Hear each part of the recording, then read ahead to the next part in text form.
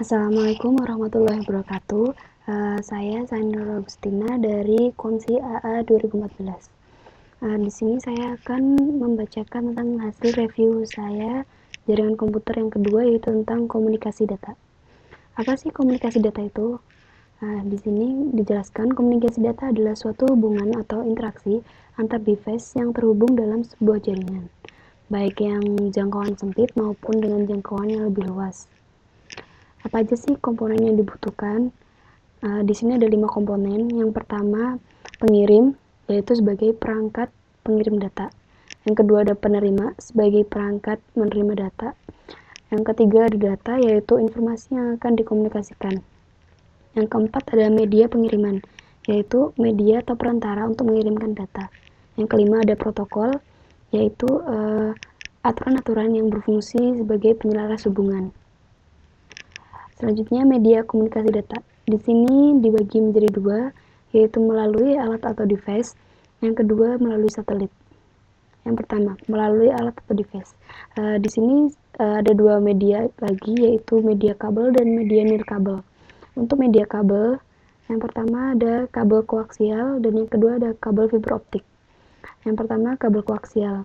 Di dalam kabel koaksial ini ada dua macam, yaitu yang pertama ada thicknet koaksial kabel dan yang kedua ada thinnet koaksial kabel. Yang thicknet ini menjangkau maksimal 500 meter. Untuk yang thinnet menjangkau area maksimal 180 meter. Selanjutnya fiberoptik. Ini adalah kabel yang mempunyai keunggulan, yaitu keamanan datanya lebih tinggi dan ukuran serta beratnya lebih kecil. Selanjutnya, media nirkabel ada 3, yaitu microwave tower, infrared receiver, dan radio tower. Yang pertama, microwave tower. Microwave tower ini yaitu gelombang radio yang menggunakan frekuensi tinggi dan arah gelombangnya ini linear. Yang kedua ada infrared receiver, yaitu menyampaikan informasi dengan gelombang ultra tinggi. Yang ketiga ada radio tower, yaitu menyampaikan informasi melalui udara. Selanjutnya media satelit, yaitu satelit ini mempunyai fungsi yang pertama sebagai pengirim data, yang kedua sebagai penguat data, yang ketiga sebagai penerima data. Selanjutnya jenis dari satelit ini adalah ada 3, GEO, MEO, dan LEO. Yang pertama GEO. GEO ini berada di 22.300 mil di atas permukaan bumi. Untuk yang MEO berada di 600 mil di atas garis khatulistiwa. Untuk yang LEO berada di 400 hingga 600 mil di atas permukaan bumi. Selanjutnya sistem transmisi dari satelit yaitu ada 2. Yang pertama ada transmisi analog, yang kedua ada transmisi digital. Transmisi analog ini maksudnya adalah mentransmisikan sinyal-sinyal tanpa harus mempertimbangkan muatannya. Untuk yang digital adalah kebalikan dari transmisi analog, yaitu harus mempertimbangkan muatannya berupa digital atau berupa analog. Apa itu jaringan komputer? Nah, di sini jaringan komputer maksudnya adalah komputer atau beberapa komputer yang saling terhubung. Menurut jangkauannya, jaringan komputer ini dibagi menjadi 3, yaitu ada LAN, ada MAN, dan ada WAN. Yang pertama LAN. LAN adalah singkatan dari Local Area Network. LAN ini maksudnya jaringan komputer yang menjangkau area sempit. Biasanya LAN ini menggunakan jaringan komputer client server atau peer-to-peer. Untuk client server sendiri maksudnya adalah jaringan komputer yang dikhususkan untuk klien dan untuk server. Klien sebagai peminta data dan server sebagai pemberi data. Sedangkan yang peer-to-peer maksudnya adalah jaringan komputer yang setiap hostnya atau setiap komputernya bisa atau dapat menjadi klien dan juga dapat menjadi server dalam waktu yang bersamaan. Biasanya menggunakan LAN ini yaitu di sebuah gedung, sekolah, ataupun warnet. Yang selanjutnya ada MAN, yaitu Metropolitan Area Network. MAN ini mencakup area yang lebih luas daripada LAN. Biasanya digunakan di antar gedung di sebuah kota. Yang ketiga ada WAN, yaitu Wide Area Network. Ini mencakup lebih luas daripada LAN dan MAN. Biasanya digunakan di suatu bangsa atau antar negara. Selanjutnya topologi. Topologi di sini ada 5, yaitu ada bus, ring, star, tree, dan mesh. Untuk bus ini topologi yang menggunakan server yang menghubungkan antar komputernya ini dengan kabel bus. Yang selanjutnya ring, ini hampir sama dengan bus, hanya saja bentuknya kalau ring itu melingkar. Untuk yang selanjutnya star ini tidak menggunakan server tapi menggunakan switch atau hub. Yang keempat ada tree.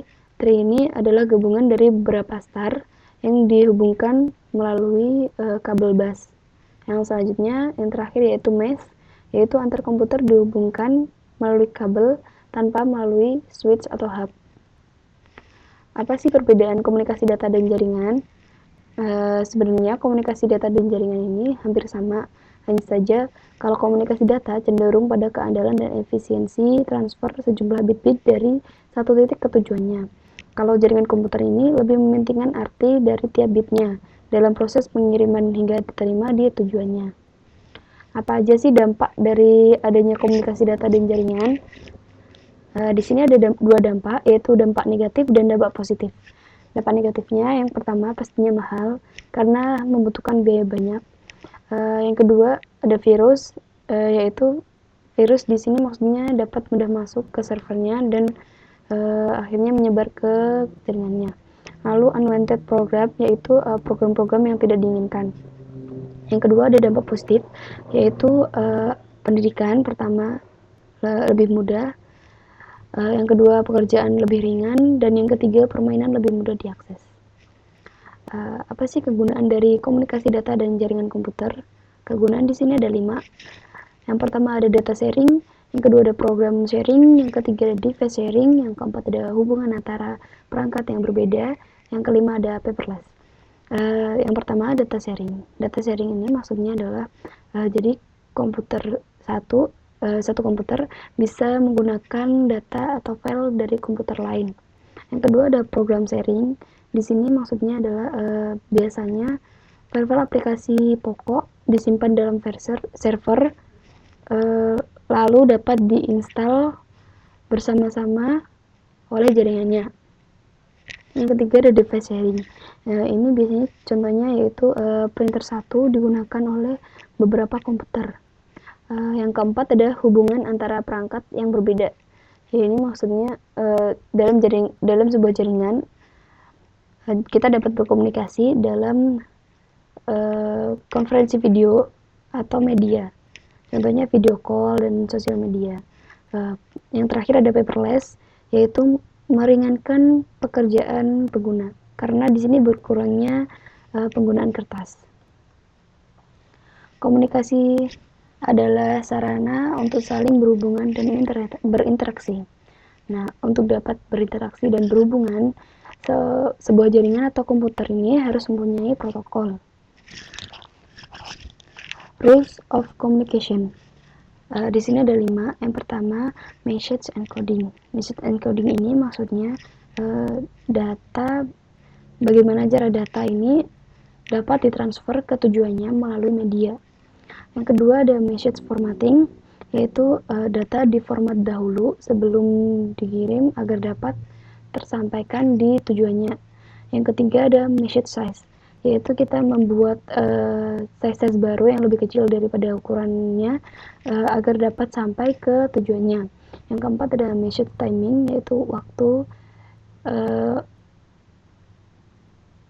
yang dikirim data yang dikirim. Jadi message timing ini waktu saat pengiriman data. Yang kelima ada message delivery option, yaitu cara mengirimkan data. Di sini ada 3, yaitu unicase, yaitu maksudnya satu dengan satu. Yang kedua ada multicase, yaitu satu dengan 2 atau lebih. Yang ketiga ada broadcast, yaitu satu dengan banyak. Selanjutnya peran protokol. Di sini ada 4. Yang pertama, memformat data. Yang kedua, mengarahkan kemana data akan berjalan. Jadi protokol akan mengarahkan pengirim untuk mengirimkan data sampai ke tujuannya. Yang ketiga, memberitahu sinyal kesalahan jaringan.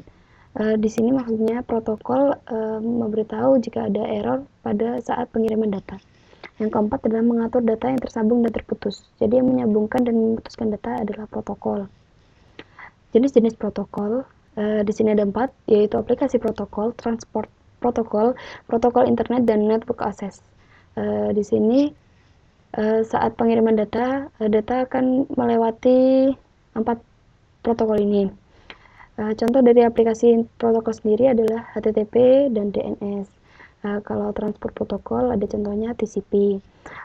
Yang ketiga protokol internet, ini contohnya IP. Dan yang keempat network access ini contohnya Ethernet.